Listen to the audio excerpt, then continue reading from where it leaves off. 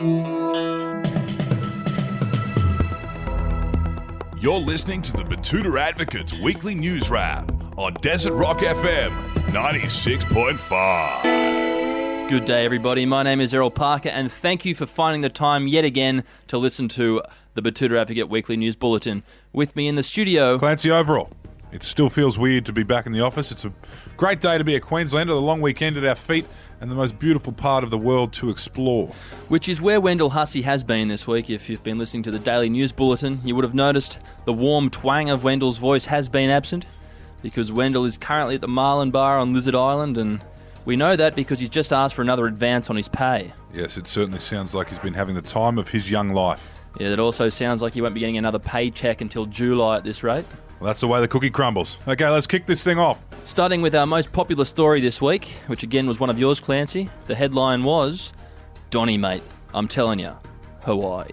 Yes, as civil rights protests continued in nearly 80 major cities across the United States, President Trump called the only man that can give him advice on what to do when your country is on fire. Yes, and all of us know the world-leading expert on that is our own Prime Minister, Scott Morrison. Scotty told Donnie that, and I quote, "The best thing you can do right now is park your ass in Waikiki and ride this thing out." He also added that he'd get Jenny to pass on the details of where they stay to Melania. Moving on to our second most popular story of this week. Funnily enough, also related to the current civil unrest in the United States. Rioting is over the top, says man that took an AR-15 to town hall because he wanted a haircut. You know, it's got me fucked why the AR-15 is so popular for these types of fringe-dwelling patriots. I mean, in terms of raw stopping power, you'd be wanting something more like an AK-47 or a FNFAL. The Australian Army used a modified version of the FNFAL for decades. That thing could put anything on its ass. Copping a 7.62mm round to the centre mass, I mean, especially if you've crossed the tip of the round, it's good night. But I guess if you're planning to fight room to room, something more portable like an AR-15 might be a better option, Clancy. But don't get me wrong, there's certainly positives about the 5.56mm round, but for what those guys are doing, which is trying to take control of a government building, you know, coming from my own experience, I'd be looking to have something with a bit more pizzazz, you know. That's just my opinion. Yeah, right. Well, Well, look, if you go back and look at the attached photo on the article, you can see that none of them were carrying a secondary. I mean, there's a bloke there wearing chinos, for God's sake. yeah, so it was a lot of noise for nothing, wasn't it? All because these blokes wanted a haircut when they felt like one. We actually referred to these red caps as being morbidly obese in the article, and a number of readers wrote in to say that was offensive. What do you think, Errol?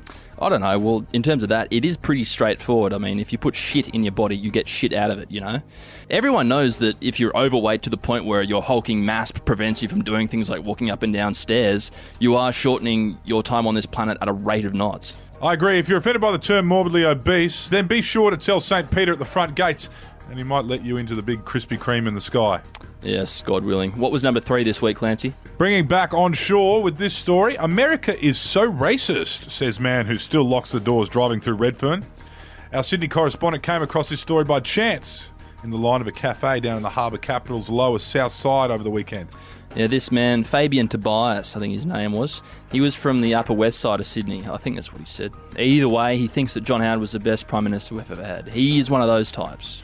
Ah, yes, I believe the correct term for that is Sydney's inheritance belt, which sits just inside the Bible Belt, right near Howard's electorate. Yeah, well, he probably owns 4 black puffer vests. Anyway, this bloke explained that the news coming out of America brings him great sorrow, but also gratitude that places like Australia don't have systemic race issues that stem out of colonisation, slavery and genocide. Then I wonder why he said in the same breath that he locks the doors whenever he's forced to drive through Redfern. Redfern being a part of Sydney synonymous with disadvantage and poverty until Bob Carr deported all the poor people from the area before the Olympics. Yeah, many people who commented on that article said that Redfern isn't very dangerous anymore, but people such as Fabian, who only like John Howard because their fathers liked him, still have issues separating the new Redfern from the Fern de la Rouge of old. Anyway, long story short, Fabian locks the doors because he doesn't feel safe in Redfern.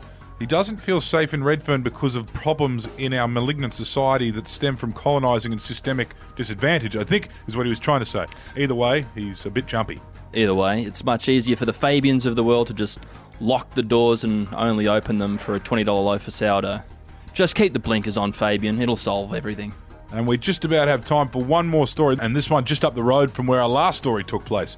New South Wales cops defend officer behaving in a way that could get an entire city's nightlife precinct shut down. Yeah, another day, another fuck-up from the New South Wales Police Force. Yes, if you saw the news, a policeman from the Surrey Hills area leg-swept a 17-year-old Aboriginal boy during an arrest that was caught on camera. It was a bit heavy-handed, in my opinion. The cop, who looked like fucking RoboCop with all the shit hanging off him, has flat out thrown this kid on the ground face first and put a set of cuffs on him. Yeah, the 17-year-old did tell the cop he was going to put one on his chin, which is illegal, but fuck me, the kid would have been lucky to be 60 kilos. Fucking Huey Bowman rides with more of that these days. 60 kilos if wet. Which begs a question. If a private citizen acted in that way, would the New South Wales government respond by shutting down the entire nightlife economy? Oh, they certainly have the track record, don't they? So the New South Wales Police Union have come out and said that the force has thrown this officer to the wolves by putting him on desk duties while they investigate what happened. Yeah, a lot like that lion down on the New South Wales south coast that mauled the zookeeper the other day. I mean, they're not going to put that thing down until they've done a full investigation. I can see the parallels there. Action must be taken against these lions, be they two-legged or four-legged lions.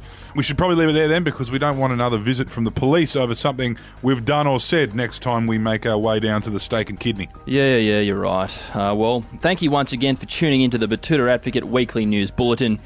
Our interview podcast this week is out Monday, and it is with one of the titans of rock and roll, and not one from just this pissy little continent, but a world-famous titan of rock and roll. My name is Errol Parker. Jockey O'Lara. That should give you a hint as to who we have on next week. And I'm Clancy Overell. Be kind to each other.